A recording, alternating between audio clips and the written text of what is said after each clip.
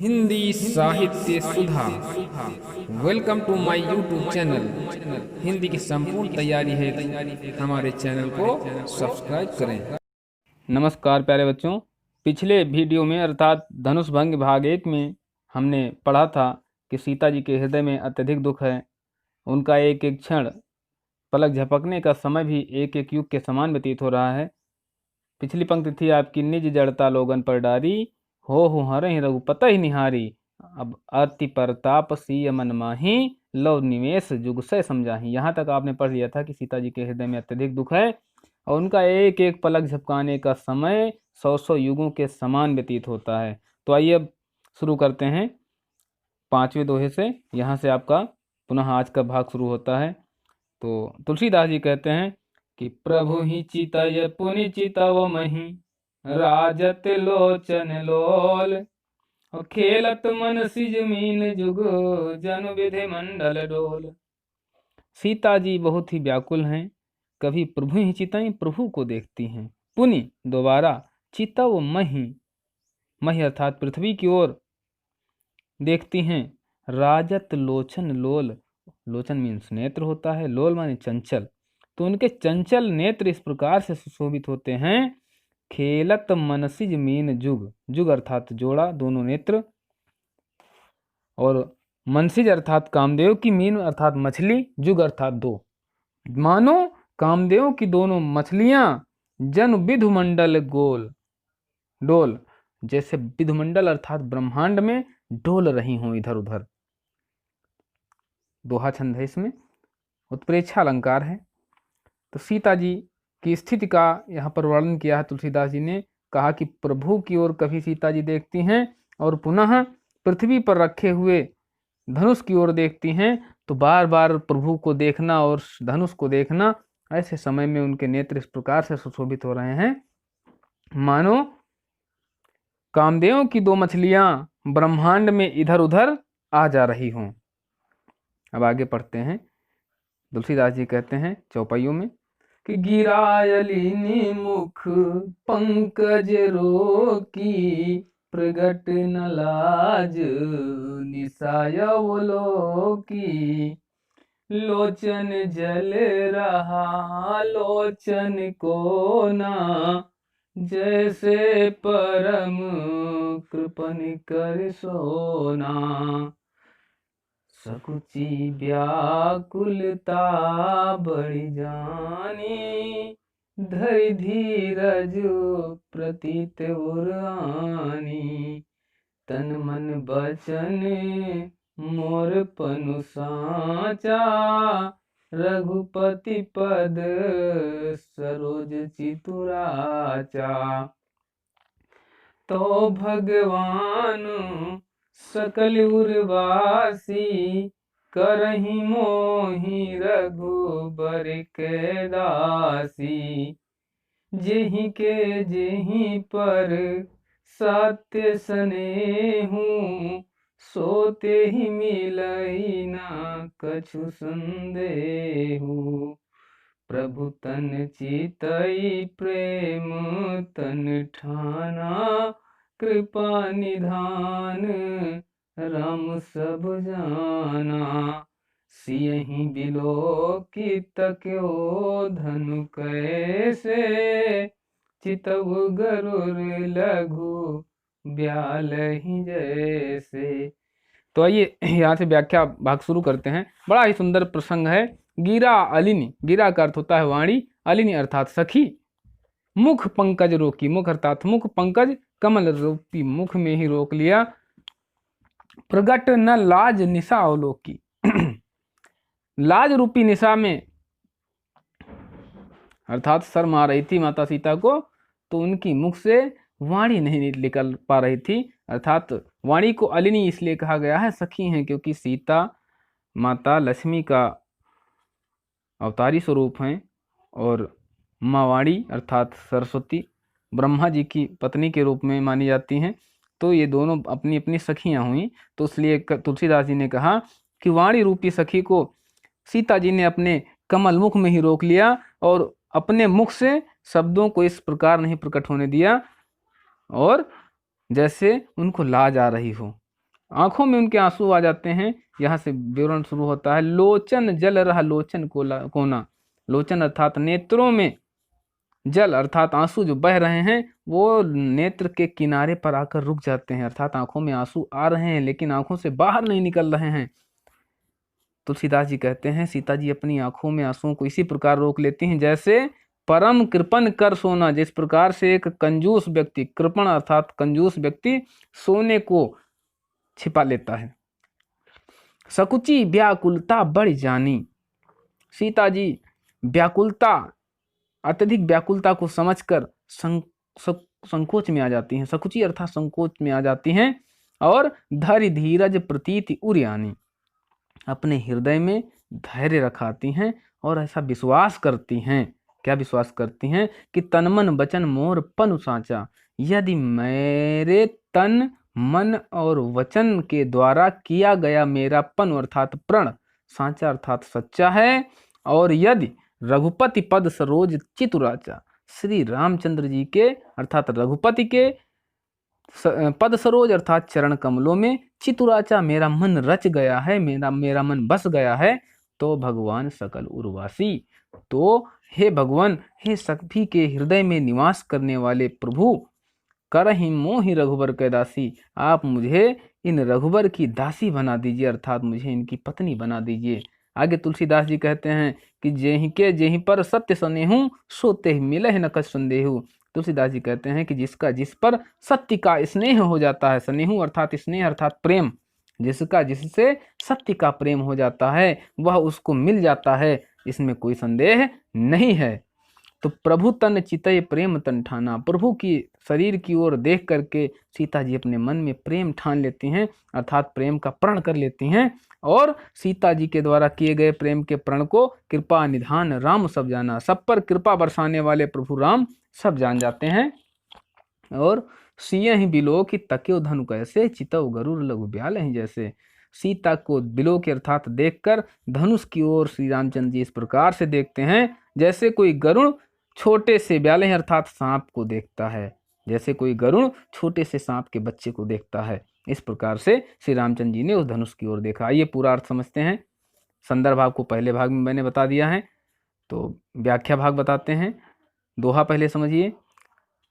सीता जी कभी प्रभु श्री राम की ओर देखती हैं और कभी पृथ्वी पर रखे धनुष की ओर।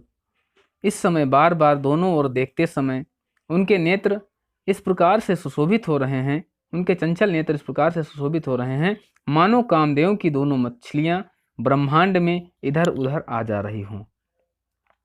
सीता जी ने अपनी वाणी को अपने कमल मुख में ही रोक लिया और लज्जावश अपने शब्दों को प्रकट नहीं होने दिया। दुख के कारण उनके नेत्रों से बहने वाले आंसू नेत्रों के किनारों पर आकर ही रह जाते हैं, जैसे किसी कंजूस का सोना हो। सीता जी स्थिति को देखकर बहुत ही व्याकुल होकर के संकुचित हो जाती हैं, अर्थात संकोच में आ जाती हैं, तथा अपने हृदय में धैर्य धारण करके विश्वास करती हैं और कहती हैं कि यदि तन मन और वचन से मेरे द्वारा किया गया प्रण सच्चा है और रघुपति के अर्थात श्री रामचंद्र जी के चरण कमलों में मेरा मन रचा बसा है, तो समस्त हृदय में निवास करने वाले हे प्रभु, मुझे श्री रामचंद्र की दासी बना दीजिए। तुलसीदास जी कहते हैं कि जिसका जिस पर सत्य का प्रेम होता है वह उसे मिल जाता है, इसमें कोई संदेह नहीं है। तो प्रभु के शरीर की ओर देखकर सीता जी अपने मन में प्रेम को ठान लेती हैं, प्रेम की प्रतिज्ञा कर लेती हैं और उनके द्वारा की गई इस प्रण को प्रभु श्री रामचंद्र जी जान जाते हैं, तथा सीता जी की ओर देखने के पश्चात धनुष को इस प्रकार देखते हैं जैसे कोई गरुड़ छोटे से सांप को देखता है। अब बात करते हैं काव्यगत विशेषताओं की। तो काव्यगत विशेषताओं में दोहा छंद भी है और नीचे वाली पंक्तियां चौपाई छंद में लिखी गई हैं। दोहे में आपका उत्प्रेक्षा अलंकार है, खेलत मनसिज मीन जुग जद विधिमंडल डोल, तथा इन चौपाई पंक्तियों में रूपक अलंकार, उपमा अलंकार और अनुप्रास अलंकार है। भाषा अवधि है, काव्य मुक्तक है, काव्य प्रबंधात्मक है और शैली प्रबंधात्मक शैली है। रचनाकार तुलसीदास जी हैं। तो आइए अब अगली पंक्तियों की ओर चलते हैं।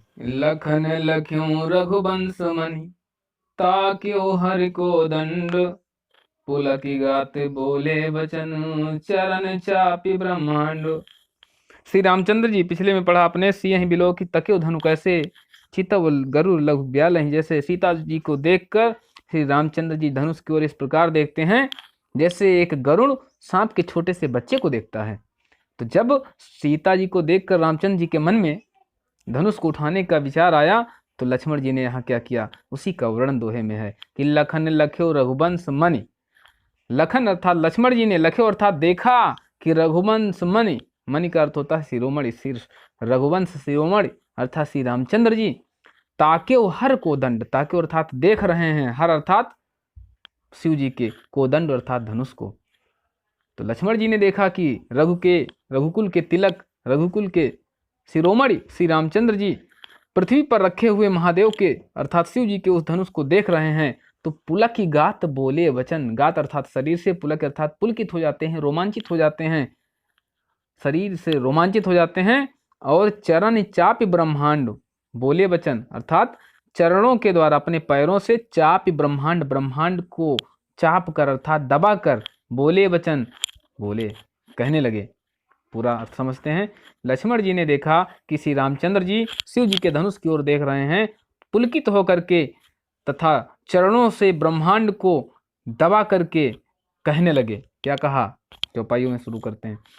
दिसी कुंजरहूँ कमठ वही कोला, धरहूँ धरानी धरी धीर न डोला, राम चहई शंकर धनु तोरा, हो सजग सुनी आय सुमोरा, चापो समीप राम जब आए, नर नारी ने सुर सुकृत मनाए, सब कर संशय अरु अज्ञानु, मंद महीपन करे अभिमानु, भृगपति केरी गर्भ गरुआई, सुर मुनि बरन केरी कदराई, सिय कर सोच जनक पछतावा, रानी ने करे दारुण दुख दावा, शंभु चापू बड़ बोहित पाई, चढ़े जाई सब संग बनाई, राम बाहुबल सिंधु अपारू, चाहत पार नहीं को कड़हारू। लक्ष्मण जी कहने लगे, दिस कुंजरहूँ अर्थात दिशाओं के हाथियों, दिशा रूपी हाथियों, कमठ कछुआ, अहि शेषनाग, कोला कोल। ऐसा माना जाता है कि हमारी पृथ्वी दिशाओं के द्वारा रुकी हुई है, कछुए की पीठ पे रुकी हुई है, कुछ लोग कहते हैं शेषनाग के फन पे रुकी हुई है, कुछ लोग कहते हैं कोल पर रुकी हुई है। अर्थात लक्ष्मण जी कहने लगे कि हे दिशाओं की स्वामी, कछुआ, कच्छप, शेषनाग और कोल, तुम सभी धरो हूँ धरनी, धरनी अर्थात पृथ्वी को, धरो माने धारण करो, धरी धर करके अर्थात रख करके, धीर अर्थात धैर्य, न डोलना, यह हिलने न पाए। हे दिशाओं के स्वामी, कछुआ, शेषनाग और कोल, तुम सभी लोग इस पृथ्वी को धैर्य धारण करके धारण करो, यह हिलने न पाए, क्योंकि राम चाहे शंकर धन तोरा, प्रभु श्री रामचंद्र जी शिव जी के धनुष को तोड़ना चाहते हैं, इसलिए हो सजग, सजग हो जाओ, सुन आयस मोरा, मेरा आदेश, आयस अर्थात आदेश, सुन करके सजग हो जाओ। चाप समीप राम जब आए, समीप अर्थात पास में, चाप अर्थात धनुष के, राम श्री रामचंद्र जी जब धनुष के पास आए तो नर नारी ने सुर सुकृत मनाए, वहां पर उपस्थित पुरुषों, नर अर्थात पुरुषों, नारी नारियों ने, सुर अर्थात देवताओं ने सुकृत मनाए, अपने अपने पुण्यों को स्मरण कर लिया। सब कर संशय अरु अज्ञानु, सभी का संशय अर्थात शंका, अरु अज्ञानु और अज्ञानता, मंद महीपन, महीपन अर्थात राजाओं का, मंद अर्थात नीच या छोटे राजाओं का, तुच्छ राजाओं का, अभिमानु अभिमान, सभी की शंका, सभी की अज्ञानता, तुच्छ राजाओं का अभिमान, भृगुपत केरु गर्भ गरुआई। भृगुपति अर्थात मुनि परशुराम की, गर्भ गरुआई घमंड की, गुरुता अर्थात घमंड और बड़प्पन, सुर मुनिवरन केरी कदराई तथा देवताओं और मुनियों का दुख। सिय कर सोच सीता जी का शोक अर्थात चिंतन, जनक पछतावा जनक जी का पश्चाताप। क्या पश्चाताप हो रहा था जनक जी को कि अरे मैंने तो बड़ा गलत प्रण कर लिया। आदि आदि विचार कर रहे थे जनक जी। तो रानी कर दारुण दुख और दावा तथा रानी का दुख पहुंचाने वाला, कष्ट पहुंचाने वाला वह शोक। शंभु चाप बड़ बोहित पाई, शिव जी के धनुष रूपी बड़ बोहित बड़े जहाज को प्राप्त करके चढ़े जाई सब संग बनाई। सभी साथ होकर के उस शिव धनुष रूपी बड़े जहाज पर जाकर के सवार हो गए। तो राम बाहुबल सिंधु अपारू, रामचंद्र जी की भुजाओं के बल से आज यह बड़ा सिंधु, बड़ा समुद्र पार होना चाहते हैं। चाहत पार नहीं को कड़हारू, सभी पार होना चाहते हैं लेकिन कोई मल्लाह नहीं, कड़हारू अर्थात मल्लाह नहीं है। तो यहाँ से एक बार पूरा अर्थ समझते हैं। लक्ष्मण जी देखते हैं कि श्री रामचंद्र जी शिव के धनुष को देख रहे हैं तो पुलकित होकर के, बड़े ही रोमांचित होकर के ब्रह्मांड को स्थिर करके कहने लगते हैं कि हे दिशाओं के स्वामी कछुआ, शेषनाग तथा कोल, तुम सभी लोग धैर्य धारण करके इस पृथ्वी को धारण करो, क्योंकि श्री रामचंद्र जी शिव जी के धनुष को तोड़ना चाहते हैं। इसलिए मेरा आदेश सुनकर के तुम सभी सतर्क हो जाओ। श्री रामचंद्र जी जब धनुष के पास पहुंचते हैं तो वहां पर उपस्थित स्त्री और पुरुषों ने अपने पुण्यों का स्मरण किया तथा देवताओं की मनौती मानी। सभी की शंका तथा ज्ञानता, तुच्छ राजाओं का अभिमान, परशुराम का घमंड और बड़प्पन तथा देवताओं और मुनियों का दुख, सीता जी का चिंतन अर्थात सीता जी की चिंता, जनक जी का पश्चाताप और रानी के कष्ट, रानी के दुख, सभी एक साथ शिव जी के धनुष रूपी जहाज को प्राप्त करके उसी पर सवार हो जाते हैं तथा रामचंद्र जी की भुजाओं के बल से इस अपार सिंधु को पार होना चाहते हैं लेकिन कोई मल्लाह नहीं है, अर्थात इस स्वयंवर रूपी सिंधु को पार करना चाहते हैं। सभी अपने दुख को दूर करना चाहते हैं कि अब कब शिव धनुष टूटे, लेकिन वहां पर कोई उस धनुष को तोड़ने वाला नहीं है, अर्थात उस मंच पर उस स्वयंवर रूपी समुद्र को पार कराने के लिए कोई मल्लाह रूपी वर नहीं मिल पा रहा है। तो आइए आगे इसका काव्यगत विशेषताएं समझते हैं, फिर पहुंचते हैं अगले दोहे और चौपाइयों की ओर। प्रथम दो पंक्तियों में दोहा छंद है, शेष में चौपाई छंद है।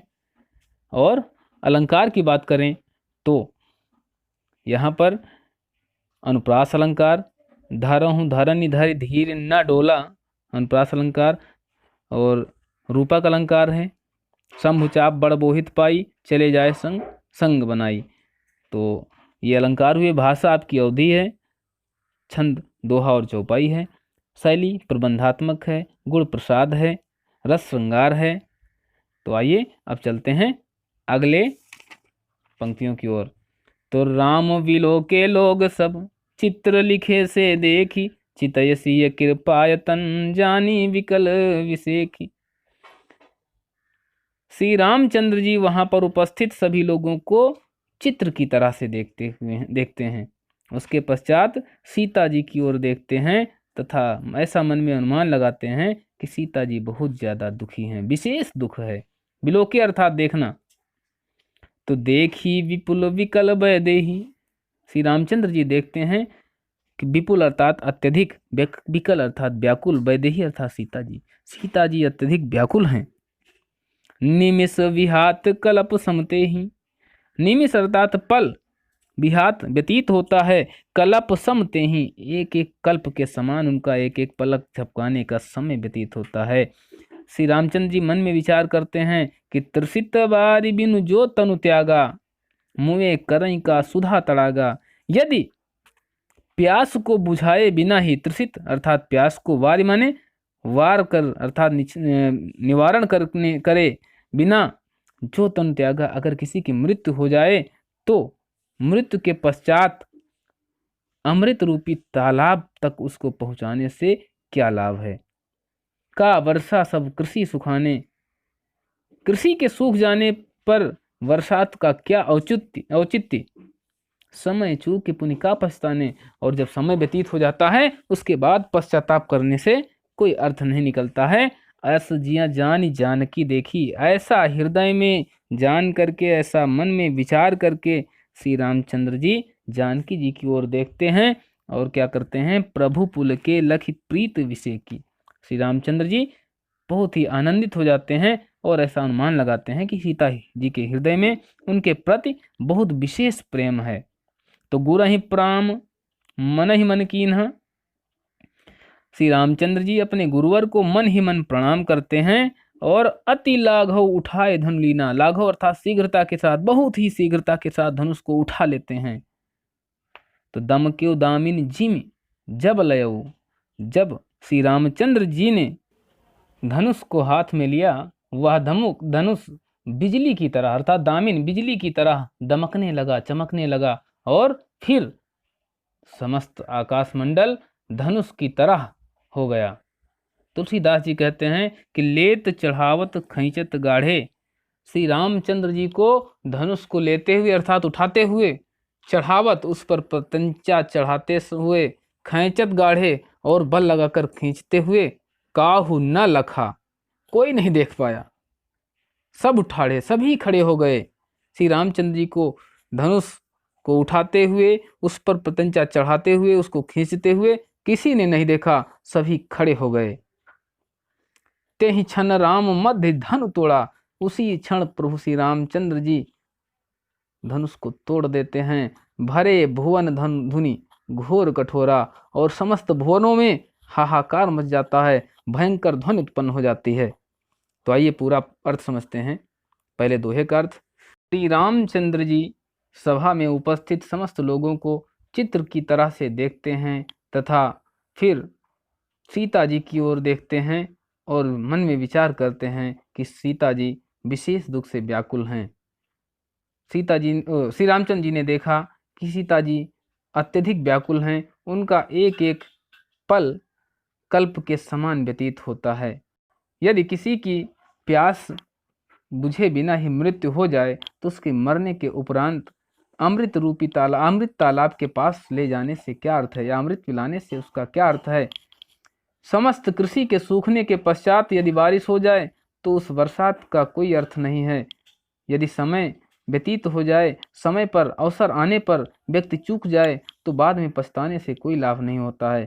ऐसा मन में विचार करके प्रभु श्री रामचंद्र जी ने सीता जी की ओर देखा और प्रभु ने देखा कि सीता जी के हृदय में अत्यधिक प्रेम है, विशेष प्रेम है। तब श्री रामचंद्र जी ने अपने मन ही मन अपने गुरु को प्रणाम किया और अत्यधिक शीघ्रता के साथ धनुष को उठा लिया। धनुष उठाते हुए बिजली की तरह चमकता हुआ दिख रहा था। थोड़ी देर में वह धनुष आकाश मंडल की तरह हो गया।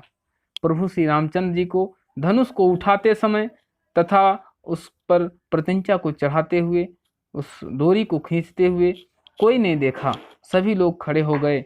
उसी समय प्रभु श्री रामचंद्र जी ने उस सभा के मध्य में धनुष को तोड़ दिया। उस धनुष के टूटते ही समस्त भुवनों में भयंकर ध्वनि उत्पन्न हुई। तो आइए अब काव्यगत विशेषताओं की बात करते हैं। तो दोहे में आपका उपमा अलंकार है, चित्र लिखे से देखी, और पहली पंक्ति में भी कलप विहात निमिष विहात कलप समते ही सम शब्द आया हुआ है, वाचिक शब्द है। और त्रसित बार विनु जे तनु त्यागा का वर्षा जब कृषि सुखाने, ये आप दृष्टांत उदाहरण है, उदाहरण अलंकार है इसमें।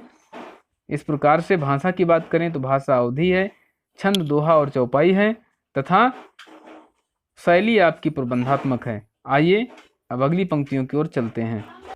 भरे भवन घोर कठोर रो रवि बाजित जिमा रघु चले, चिकरहि दिग्गज डोल महियहि कोल कुरुम कल मले, सूर्य सूर मुनि कर कान दीने, सकल विकल विचारहि, कोदंड खंड्यो राम तुलसी, जयति वचन उचारहि।